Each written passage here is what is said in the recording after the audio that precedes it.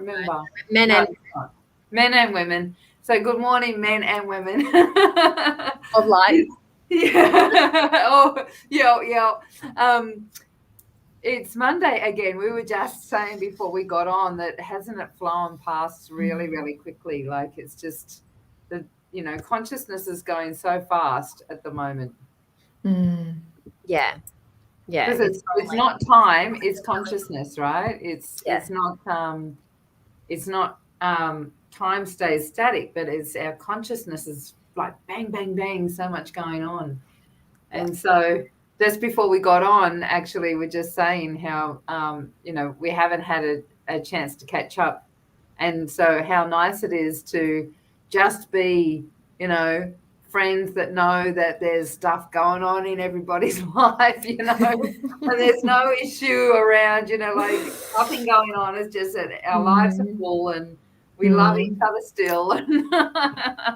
Yeah, exactly. Exactly. And the time that we do get becomes really treasured. It's a little pocket of joy rather than, we've got to do this and this and this. I think it's really nice when everyone just has that space to be and then celebrate the time that we do get. Definitely. Absolutely. So true. I was just going to say that's a great lead into our topic today of being the observer. Yes. Absolutely. Nicolette, do you wanna have your little moment? Have my little moment. Welcome to the stage. Yeah, moment. Here I am. I think that being the observer there's so many different parts to it.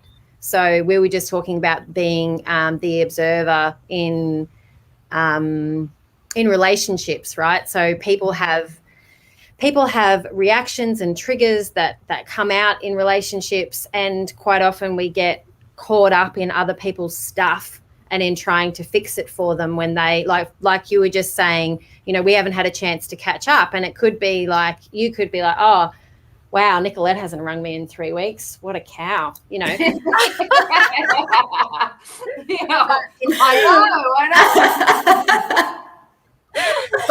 But instead, you're choosing to be the observer and sit back and go, I feel Nicolette's got a lot going on in her life right now. I really look forward to catching up with her about what that's about, and making it not about you. Absolutely. And seeing like feeling and going, oh, it's really exciting stuff too, and she's enjoying herself, and having a smile that you're in your element, and seeing you on Facebook. So I see you started a new pole dancing, like the next stage, right? I saw that live that you did. Yeah. So, being able to catch up on things and knowing when it's time, it will just happen, right? And not feeling obliged, obligated, that there's nothing going on. We still love each other. It's just the way it is, right? Yeah, exactly. So there's that part of being the observer, and then there's being the observer for what is happening for people collectively, which is I think where this topic came from, of people getting caught up in other people's stuff and other people's opinions, and following like for certainty, wanting to follow a certain set of opinions or a way of being or a way of banding together to feel okay. And what, I want to talk today about what it means to step back out of that and observe what's going on for other people with love and not with judgment, but choosing not to be actively in the turmoil. Yeah, absolutely. And we've got the beautiful Aisha here. Asha. I've got a friend, Aisha, who I've been up with a lot. Look, I'll respond to it all. I get Aisha, Asha, Ashy, Ash Bash. If it's got Ash in it, I'll have a pretty good guess that it's me. Thank you for having me. Yeah, really well. And I think it's just such a big topic and such an important topic that I really just value the opportunity to have the open discussion about it, because so much of our lives we're in the continuous catalyst reaction type paradigm. And so I think it's so important as a collective to start having these conversations and saying there's actually another way, and we don't need to be caught in the washing machine of catalyst or someone else's response or thought and immediately reacting, and actually taking our sovereignty back and saying, okay, how do I want to engage here, and do I want to engage here, and what's meaningful for me, and what requires time, and and taking our choice back. So I think, I'm wonderful this morning to answer your question, and just very pleased to be having the conversation. Yeah, that's cool. And good morning to everyone that's watching. We've got a few ladies that are watching.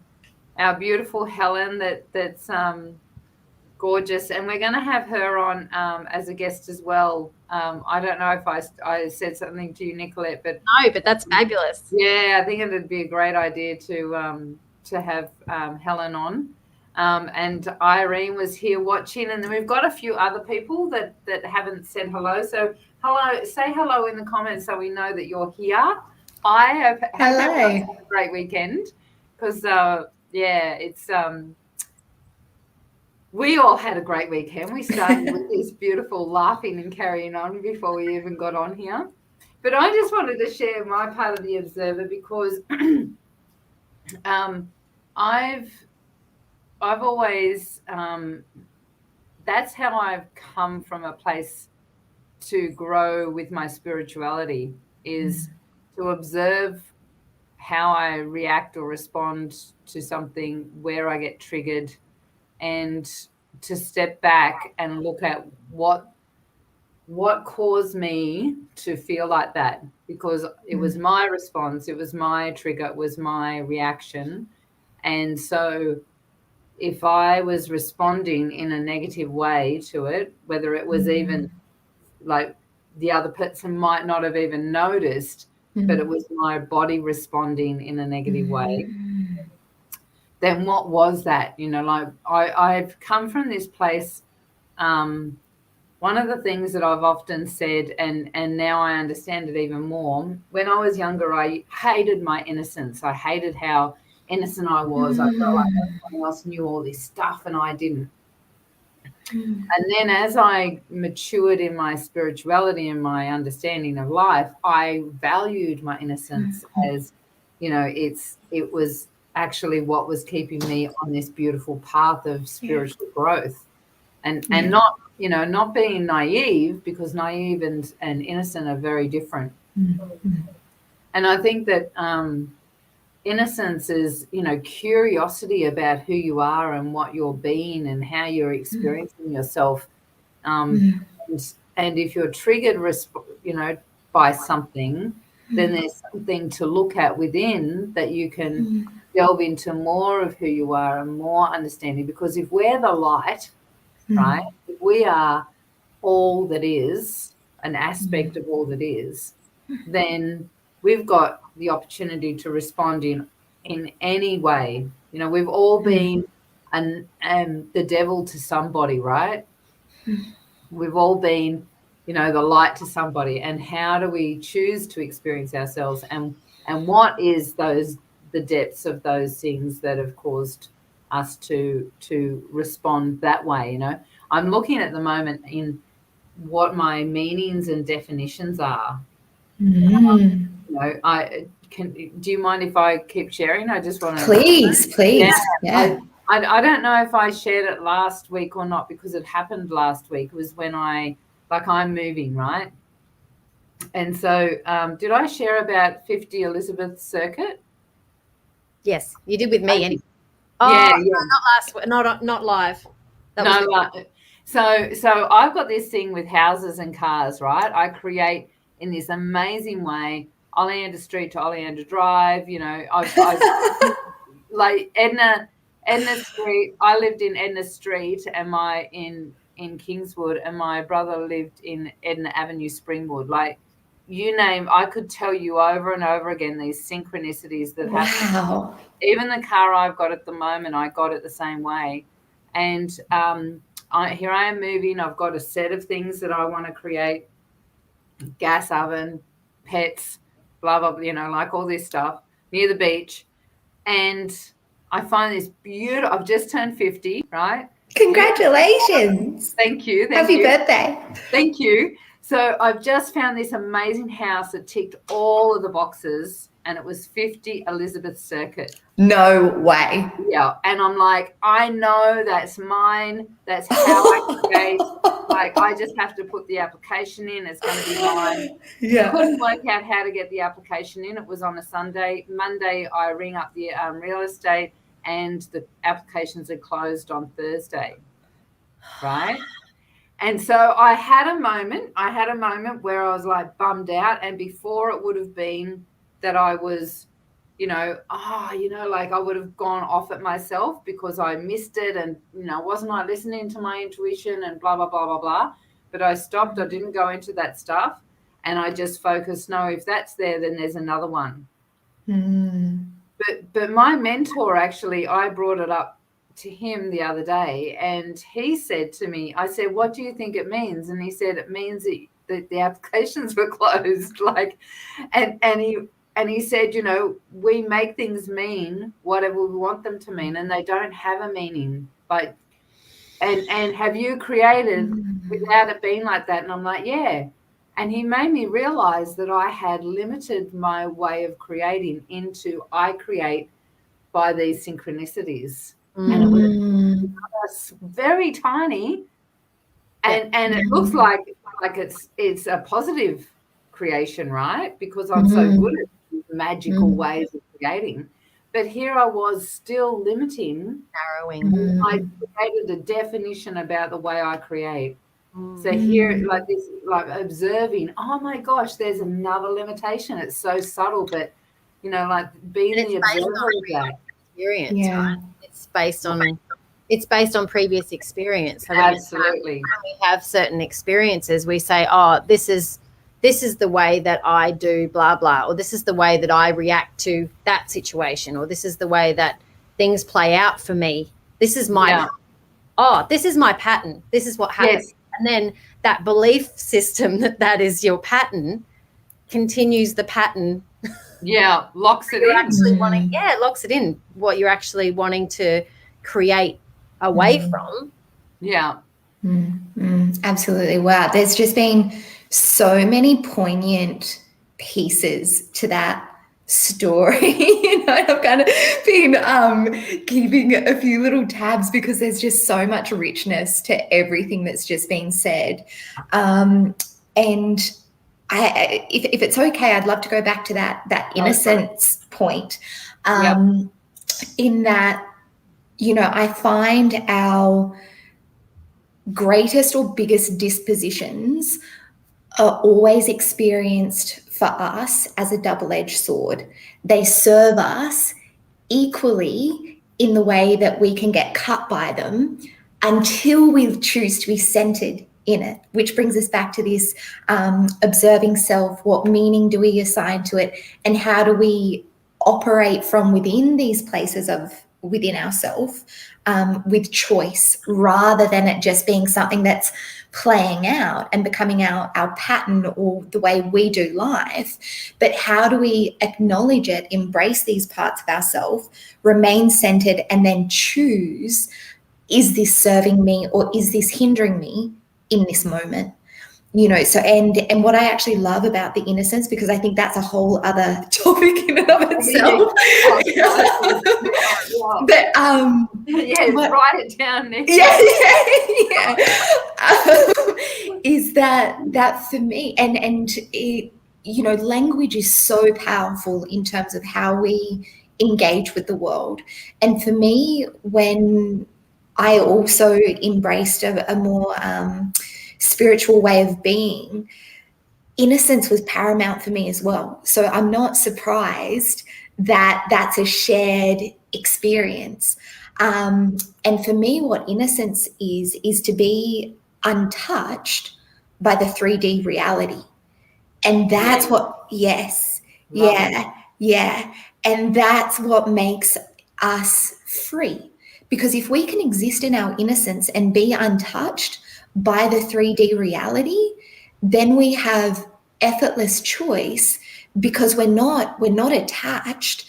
And like you said, there's a difference between innocence and naivety. Naivety is a blindness. Innocence is being able to see it all, being free of it all, and then coming back down into the 3D and choosing how to engage. So and for me, that's so beautifully aligned with being the observer, because if you can maintain a space of innocence, you essentially have separated yourself from whatever is going on. Absolutely, yeah. And you know, I've got a big affiliation with Jesus, you know, and one of the things, you know, in this world but not of it, right? Yeah, So yeah. we're sitting here, and I remember there was a big period of my life where I was constantly getting in my head, in this world but not of it, but in this world's really important. I was out there in the ethers a lot, you know. Yeah. Like, yeah, wait a minute, you're here to experience the earth, you may as well hang out, you know, and be part of that, you know. What comes up for me with talking about innocence is trust. Trust and surrender. And so being in that place of I am exactly where I need to be. I have everything I need in this world and in the ether. And really solidly being in that place of trust that everything is perfect. And curiosity, right? Like just being curious as to, that's, you know, wonder why that's happening, or wonder why, you know, like when you're out there, you know, just observing, you're sitting like in your innocence, and you know, when you look at something that's in its innocence, it's curious, right? Like if you look at babies, they're you know, checking things out, and they're absorbing everything, and they're, you know, like not really making any definitions until we start making them make you know, like What would your you definition is now you're a child, and you're, you know, this is who you are. What would you ladies say is the opposite of innocence? Like I'm getting you know, discomfort. There was another word that came to me. That's a really good question, Nicolette. Injustice, like wrestling with the injustices of the 3D world pulls us out of innocence. Yeah, I agree. For me, the opposite of innocence is assumption, because the mind is an assumption and judgment-making machine. You know, and it does that in an attempt to keep us safe. So whilst ever our mind is is judging whatever's going on around us and making an assumption of whether it's right or wrong, just or unjust, whether I'm safe or not, we're caught in reaction. So if we catch ourselves in judgment, we've lost our innocence, because innocence is freedom and non-judgment. And when you feel into innocence energetically, innocence is really expansive, right? It's all encompassing, because it's almost like it's actually not the void, but it's not the void energetically, but it's actually full. Yeah, but it's as expansive as the void, right? Yes. Whereas assumption is so limited. Limited and individual and separate. You know, like there's so much separation in assumption, you know. There's so much labeling and definition and meaning that is then locked into, and the whole world becomes, you know, like, you know, becomes your reality and nobody else's, you know. That's right. And we're caught in the tug of war. I kind of like to think about those assumptions or judgments or being energetically corded with people, circumstances, whatever, very much like being caught in a washing machine. As one direction pulls, you're in the other. And like it feels like that. And if we're in judgment or assumption, there's going to be discomfort, there's going to be labeling, and we've lost our freedom, and we've certainly lost our and we've certainly lost our sovereignty, because we are now at odds with whatever is going on around us, because we've narrowed what the world and others should be. Whereas if we are in the embodiment of innocence and allow that to be, we're no longer in the washing machine. We've got the bird's eye view to go, okay, what's going on there? Cool. Now where is my moment to intervene on purpose for the greatest meaning that's in alignment with who I am, which is in alignment with the highest good? And then we get to be the manifestation of innocence. And that's again where life becomes magical. So I'm not surprised to hear that you manifest, you know, in that magical way, and that it comes from this place of innocence and how it's all interrelated. Because when you do that, you're not limiting yourself in any way, and things just naturally grow. So that's Yeah, absolutely. And see the subtleties of it though. See the subtleties of living on the planet where we're individual and we've seen ourselves as separate from everything else. And this subtle thing, well, this is the way I create. So tiny, it's such a small vibration, and yet it had the capacity to limit me. You know, like, so you know, only tiny, and it wouldn't have really affected my world, but oh my gosh, when I recognized that that it was a limitation, and I've created a definition of meaning around it, then I could have gone, oh, well, I'm not getting that house because it doesn't have any meaning to me. So I'm going to bypass that house because it doesn't have anything that's going to relate in my realm, you know? Yeah. I'd like to invite everyone to go back to their childhood when they first lost that curiosity and innocence. I know for me as an artist and a creator, I was always making something and creating something as a child. And then as I grew up, I got into more serious business, thinking that I wanted to be an accountant and stuff like that. Wow. Yeah, knowing you, I can't even fathom it. Coming back to that part of me that is curious and playful and creative, back to the childlike innocence within me, bringing that out again has enabled me to be, to really be who I'm supposed to be, and not be out of alignment. So I think inner child work is really important. Yes. It's interesting because as I speak about all this in my my workshop that I do on healing the inner child, or reconnecting with the inner child, because it's in those formative years, right? And Asha would know this with her work, that, you know, from 0 to 7, we're like sponges, and we start defining and creating meaning about what's right and what's wrong. And here we are in duality, right? If I do this, I get praised. If I do this, I get punished. Okay, so do more of this. And, you know, so as I've said to my clients actually, I think I said it on here too, in a family of thieves, the one that's not stealing is the one that's punished. It's wrong, right? So, you know, interesting what our family patterns can create as well, you know, like it's interesting staying in that observer process. Absolutely. I couldn't agree more, because it comes down to what codes are we informed to live by. And then that brings in, really big societal questions.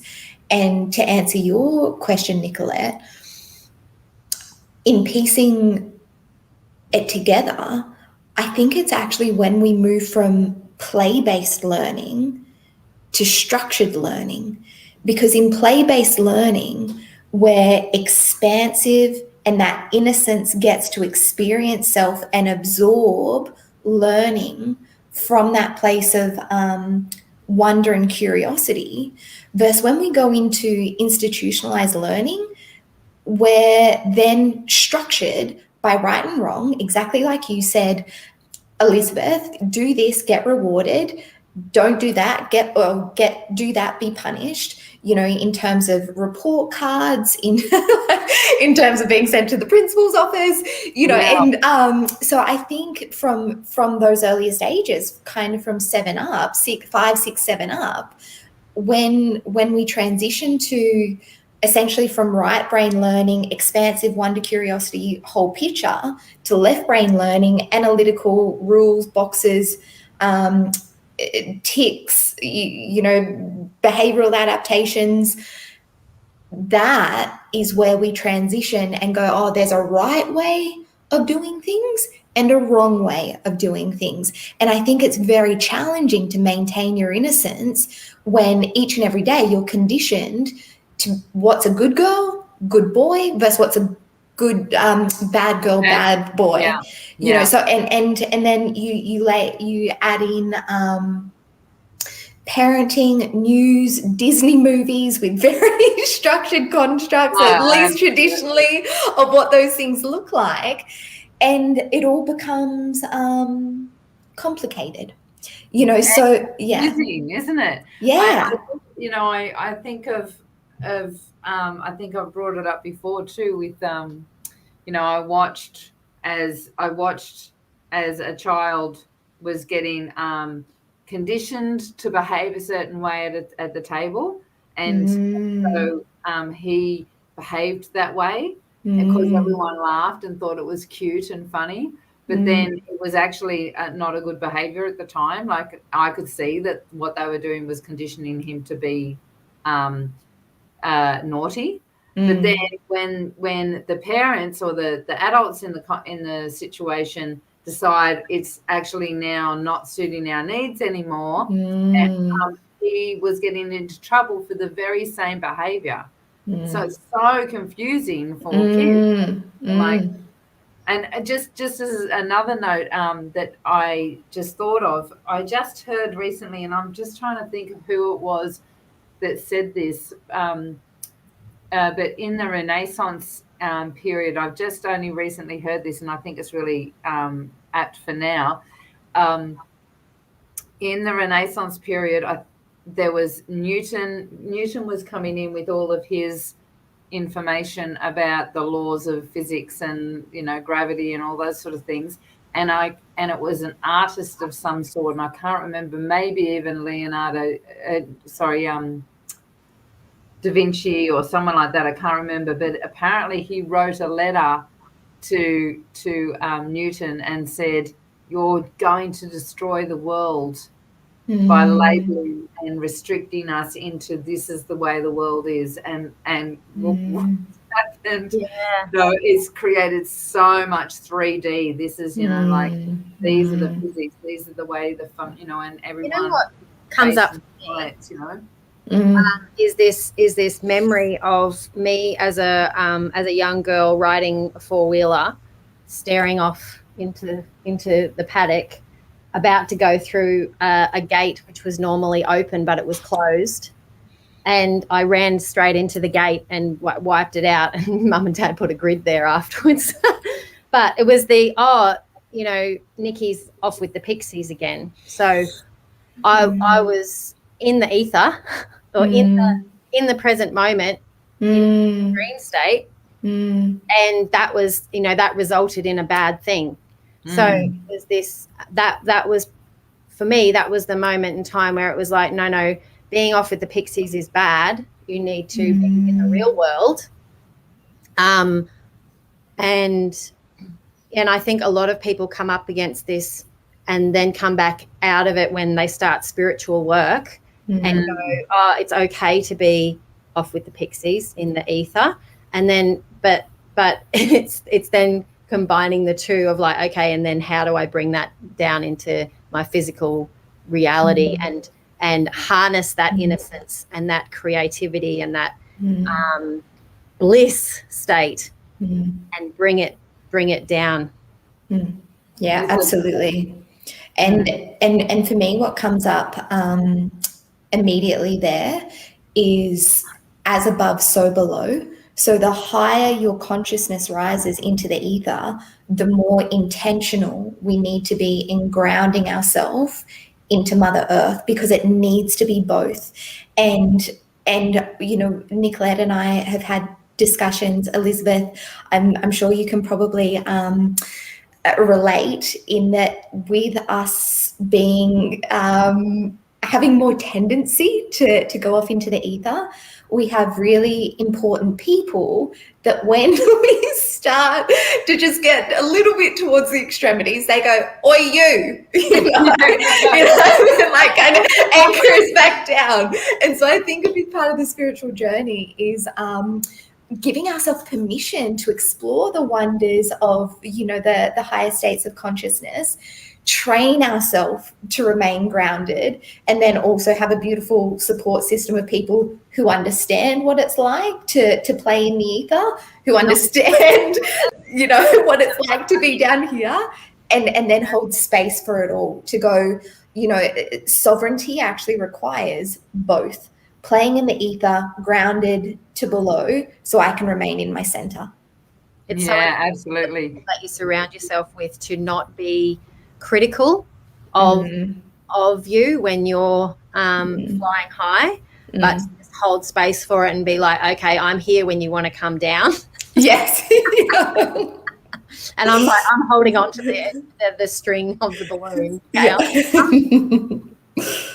It's a really interesting one, isn't it? Because you know, I woke up spiritually when no one else around. I didn't even know what was going on. Yeah. And so for anyone that's out there, I've you know, Helen's put in some comments here about the subtle illusions, right? And you know, the loss of innocence. And so it took me a long time, because I could quite easily, like, I remember what it feels like to be home. Yeah. And so I had a real, you know, I suppose you could say the dark night of the soul of really not wanting to be on the planet, because I felt more comfortable up there than here. Yeah. And so it was quite a process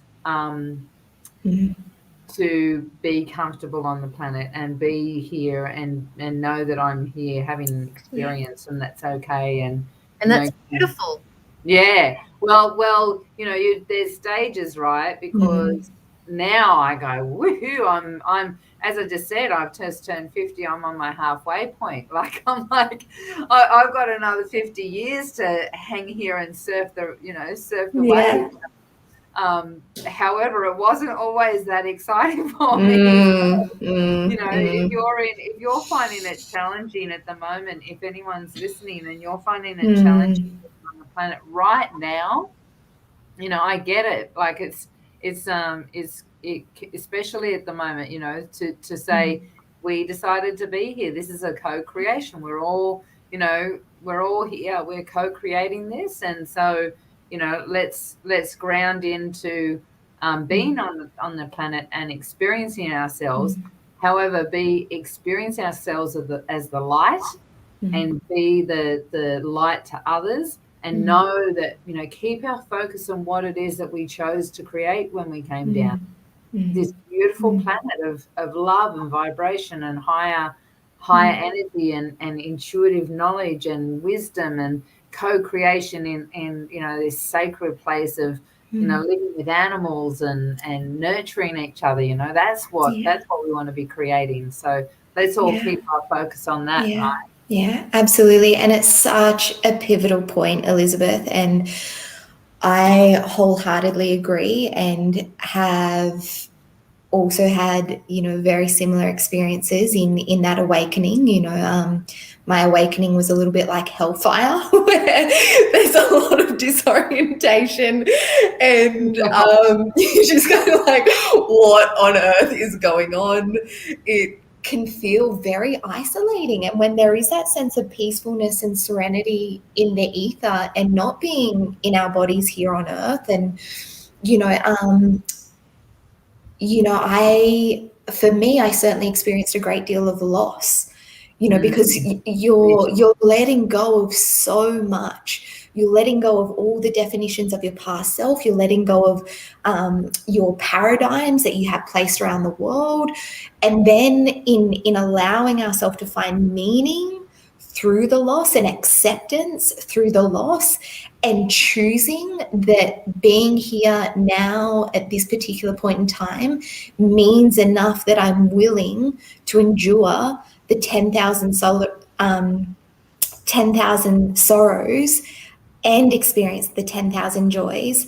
And that's the beautiful whole that we get to experience as a human. And it comes as a package deal. That is a tremendous amount of expansion work. And I wholeheartedly agree. Anyone who is finding themselves at that point of the dark night of the soul, you are in good company. We expect this part of the process, and finding your tribe through that, for me, is paramount, because not everyone will awaken at the same time. And even the closest people to us won't necessarily awaken at the same time. And also they will be the most fearful of your own awakening because it's brand new for them as well. So Absolutely. We just allow so much generous allowance for everyone to have their experience of our own awakening and of people's experience of us awakening. And then we resume that place of innocence and wonder, and allow ourselves the space and the grace to exist in that, allow some of the dust to settle, and then come back and enjoy the beautiful side that we know is inevitable if we allow ourselves to keep moving forward. Yeah. Well put. That's beautiful. So beautifully articulated. And I just kept getting, as you were talking, being the observer with love. Yes. And really that intention. I will be the observer of myself and others with love. 100%. I couldn't agree more. Yeah. So look at that. It's 10:10. That's lovely. I love that sort of thing. So we've gone over. This has been a great discussion, this one. Hey. Yeah, it's been beautiful. And so have either of you got anything exciting happening this week? Nicolette? I have my gallery opening in Toowoomba on Friday night at 6 p.m. And in addition to that, I'm also having my online gallery launch. My website page for my gallery will be up and launched on Saturday. Oh, awesome. I have a lot of work to do this week. It's head down bucket, guys. So excited and terrified. Oh, and my 4th deck of cards is in the mail, and the stock will be here in the next probably tomorrow. So fantastic. Yeah, so it's all happening. That's awesome. That's awesome. Full creation mode. Very exciting. Yeah. Asha, how's things for you this week? This week is a little bit more run of the mill for me. Got some workshops coming up, and some private clients as well. And then I'm a little bit spoiled in I've just been away at the coast, and it's my birthday this coming weekend as well. So we're actually hoping to get back down to the beach again. So I'm kind of in the very I'm probably in the opposite end of, rather than being in creation mode, I'm in just allowing myself to absorb some of the rest and recovery stage a little bit this week. So yeah, I'm just being this week. How about you? I haven't looked at my calendar enough to see what's going on.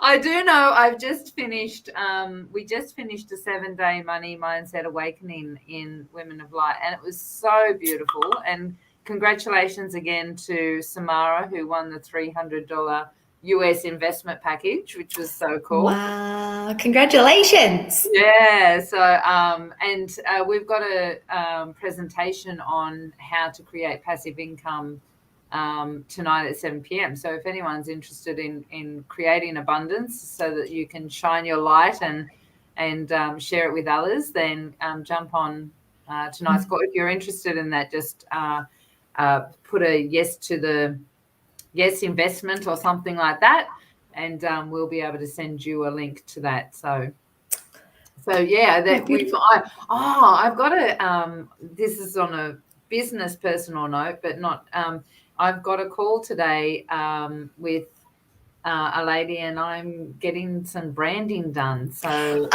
fantastic. Very exciting. It is going to be really exciting. So that's going to be, so keep the watch this space, everyone, because we're going to start looking totally different very shortly, which is so nice. Yahoo. I know. And Elizabeth, I just remembered I've got a beautiful date with you coming up this week. Yes. We've got a little chat coming up. I know, on Wednesday. Yeah. We're going to be on here on Women of Light again, which is fantastic. Yeah. So twice in 1 week, feeling very spoiled. That's going to be so much fun. Take care, everyone. Thank you so much for joining us, everyone, and for your comments in the links as well in the chat. I'm so glad you enjoyed it. We've just had someone, Samantha, say, love this, ladies. Thank you. Samantha. Thank you. Thank you so much. Take care, everyone, and we will catch you next time. Bye. Yeah.